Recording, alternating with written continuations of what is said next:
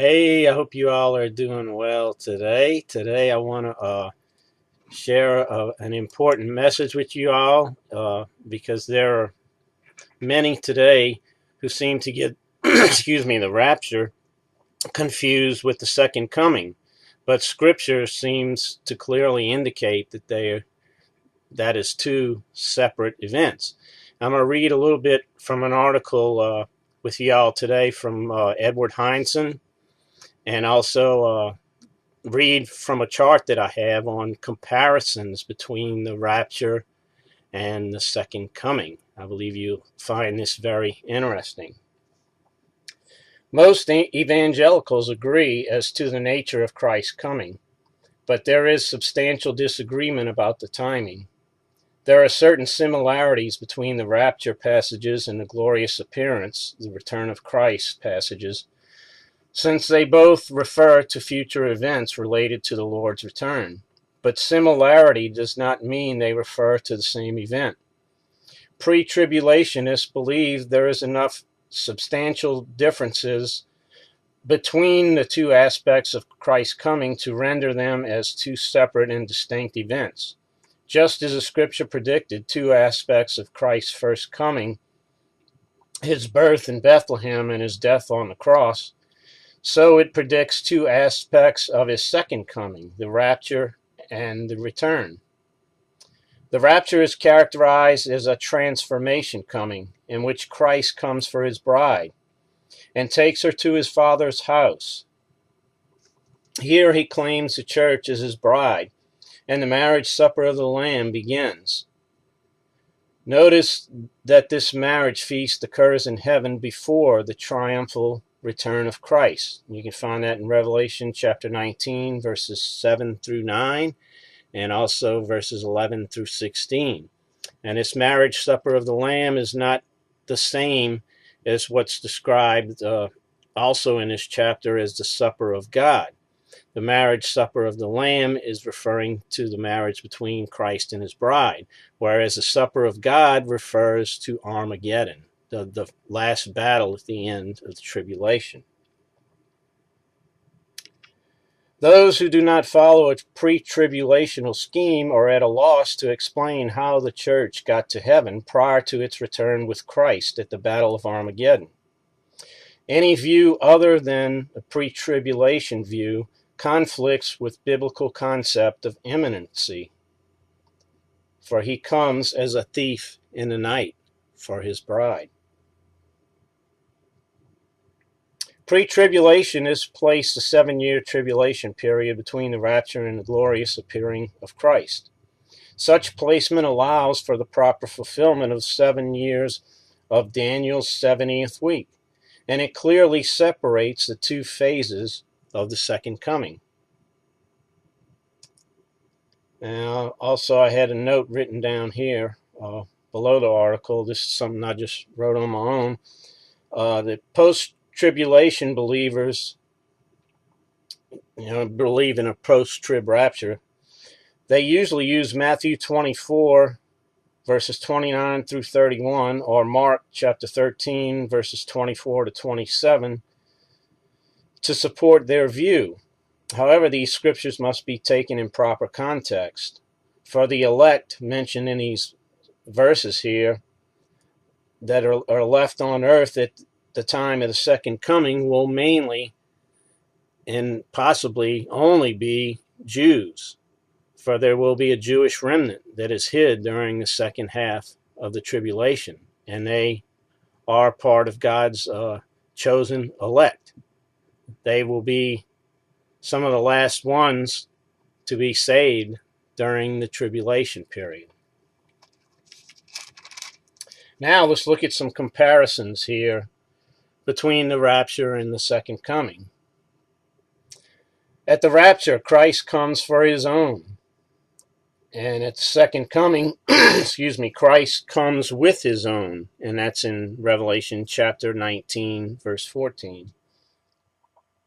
At the rapture, he comes in the air, whereas at the second coming, he comes to earth. At the rapture, he comes to claim his bride, At the second coming, he comes with his bride.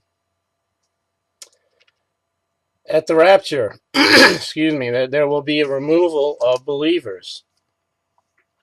Whereas at the second coming, there will be a manifestation of Christ, and he will come to set up the millennial kingdom on earth.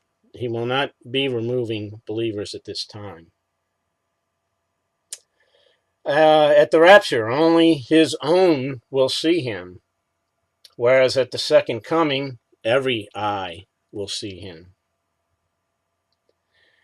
After the rapture, the tribulation begins. At the second coming, the millennial kingdom begins. And after the rapture, all who are saved, and during the rapture, I should say, will be delivered from wrath. And in Zephaniah, it says that the tribulation period is a day of wrath. And at the second coming, the unsaved will experience the wrath of God. No signs must precede the rapture, where there are many signs which must precede the second coming. Now, Paul calls rapture a mystery in 1 Corinthians 15:51, and Jesus says no one knows the day or hour that he comes, and he also will come at a time that we think not. Beware of all rapture date setters. They have been 100% wrong in the past, and they will be 100% wrong in the future, because Jesus himself says, no one knows the day or the hour, and also he will come in an hour that no one expects. That is what the scripture says. Well, let's stick to the scriptures.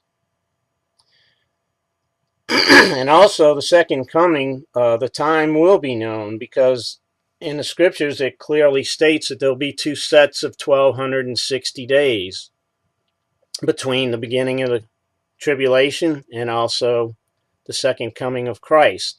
And then in Daniel it also adds some extra days there, possibly as a time of, just cleansing, renewing the earth, or what have you, before the millennium begins. Also at the rapture, the focus is on the Lord and the church, whereas at the second coming, the focus is on Israel and his millennial kingdom. After the rapture, the world will be deceived. That's in 2 Thessalonians chapter 2, verses 3 through 12. And at the second coming, Satan is bound, and he will not be able to deceive at that time after the tribulation, because he will be bound. And also there's two very clear scriptures, in my opinion, pointing to a pre-tribulation rapture, that being of Luke 21:36, where it says, pray that you be counted as worthy to escape these things to come. And the things to come he's talking about in this passage are the things of the tribulation, and to stand before the Son of Man. So how can you escape if you're still here on earth? You can't. And also, Revelation chapter 3, verse 10, in writing to the seven churches, for the church of Philadelphia, which represents faithful believers, the scripture says that they will be kept from, and in the Greek, this word means out of, the hour of trial. That's talking about the tribulation period. Again, it says they will be kept out of, not through, the tribulation period. So again, we must study the scriptures to show ourselves approved, and we must test all things we hear against the scriptures, because there are many twisting the words of God today and just giving their own interpretations on them. But the word, although some scriptures are harder to understand than others, some are very clear and plain. And again, just study to show yourself approved, and take everything to the Lord in prayer and ask Him to reveal the truth of the Scriptures to you. So may the Lord bless you and keep you. And until next time, keep looking up. Bye-bye.